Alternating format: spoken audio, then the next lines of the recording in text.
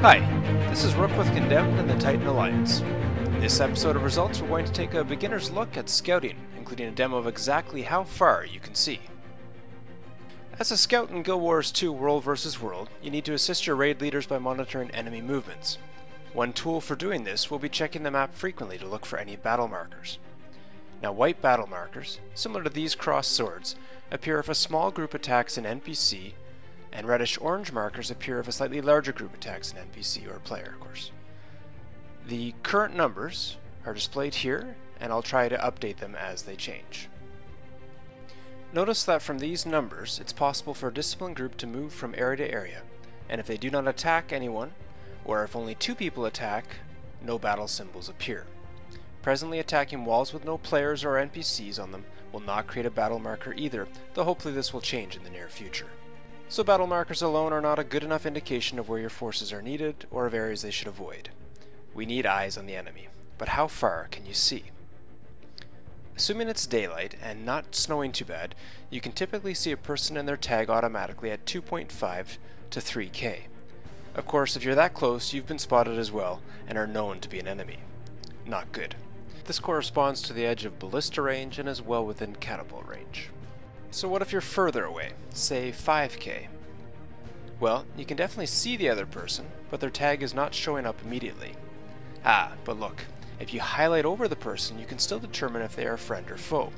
So a scout who is actively moving their mouse cursor around will probably see the enemy before they see him. What if you're even further away than that?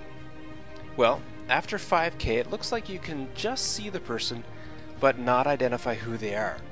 As my ally here goes even further, now to 7.5k, I can still see them, but not as clearly. However, if they start jumping around, as this person does here, it's easier to detect that movement. The limit of sight actually appears to be almost 10k, or the range of a trebuchet.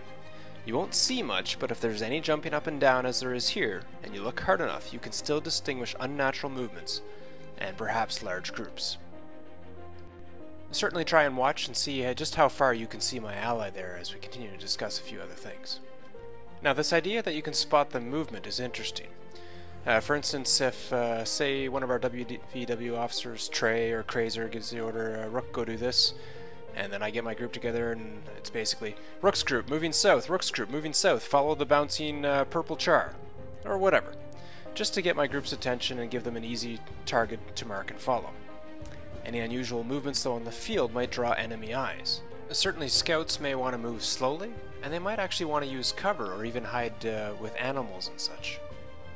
So what are the best vantage points to see where your enemies are? Well, I can't reveal everything. I can say that you should consider hiding behind hills, buildings, other obvious things like trees and animals. My favorite spots though are under bridges and underwater when I have to get very close to an enemy.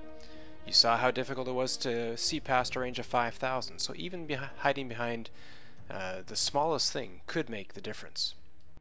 What are the best classes for scouting? Certainly there's been arguments for mesmers to scout because they can provide quick gates for parties to move a range of about 4,000. A thief is highly mobile and able to solo enemies and stealth, and also able to permablind enemies. And a ranger is similar to a thief and can easily solo NPC sentries to hamper enemy supplies and do many of the same functions as well.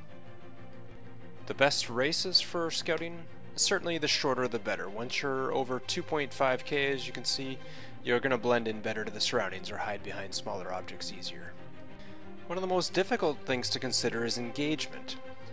I've seen in my work how most mistakes happen when a controller is just sitting in front of the radar screen and his attention starts to wander, usually during a really slow period or because they have been sitting in the position for more than an hour.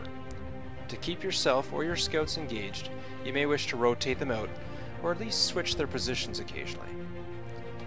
Your scouts and a couple of backline raiders could be in the same party to chat, quietly call each other for help, and compare notes without interrupting leaders in command chat.